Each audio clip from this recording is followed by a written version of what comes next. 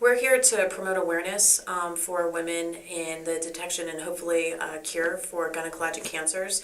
What we're trying to do is promote some of the same types of ideas that are found in the Foundation for Women's Cancer website that creates an opportunity for women to learn the symptoms, listen to their body, and then act by going to seek treatment from their doctor. I was diagnosed with endometrial cancer, which is basically the lining of the uterus, in July of 2011.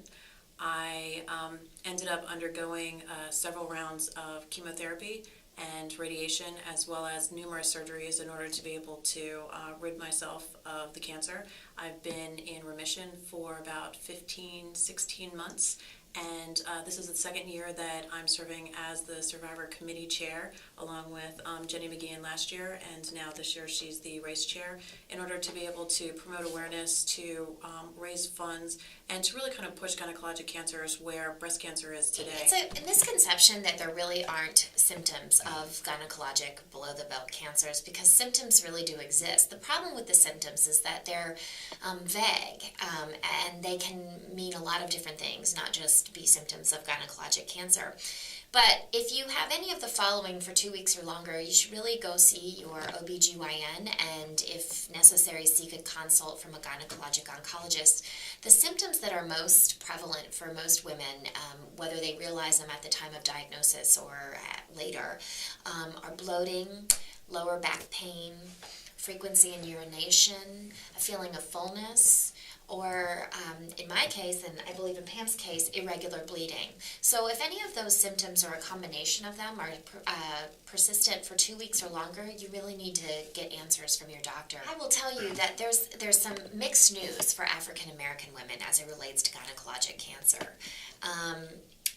They have lower rates of ovarian, which is the deadliest one, and endometrial. Unfortunately, even though they have a lower rate of incidence in terms of being affected by these, their mortality rates, their 5-year survival rates, are much lower than that of Caucasian women.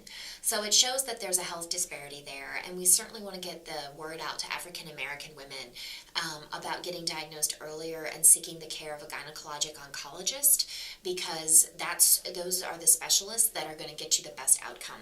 As it relates to cervical cancer, African American women's rates of incidence there are higher than Caucasian. Latina women have the highest rate of incidence.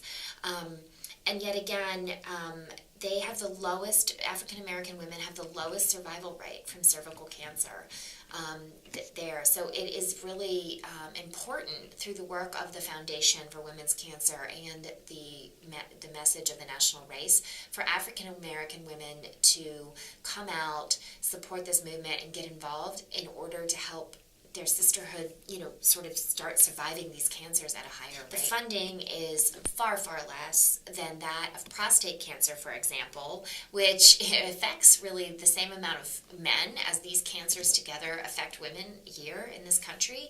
And it gets, I believe it's 2 or 3 times the amount of research funding.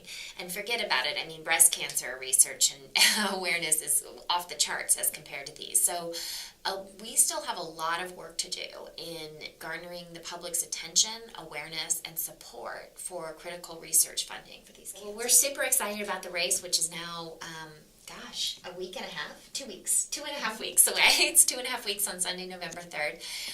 Our goal this year is to increase the number of racers we have out at Freedom Plaza to about 3,500, up from 2,500 last year.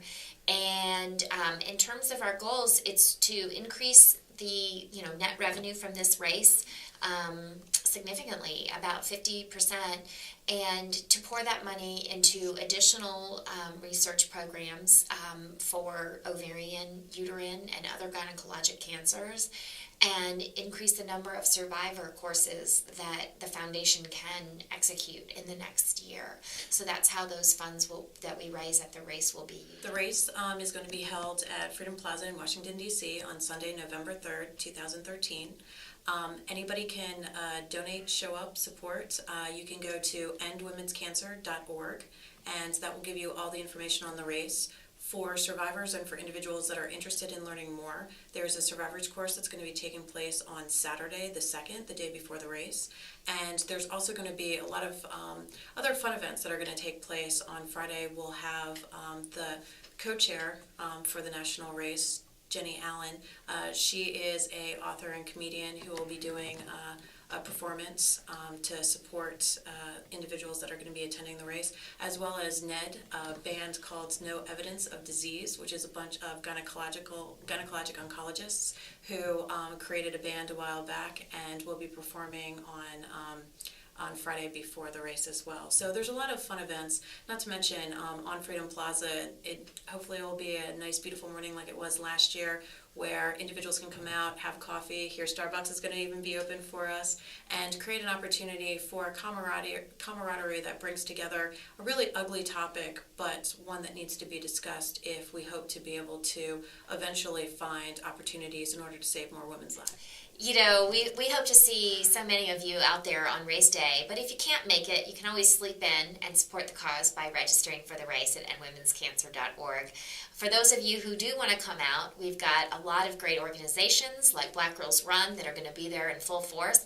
And actually, Tracy Braxton is going to return. She's on WeTV's Braxton Family Values, and she's going to be out there with her whole entourage and team on that Sunday, November 3rd. So we hope to see you out there. Thank you.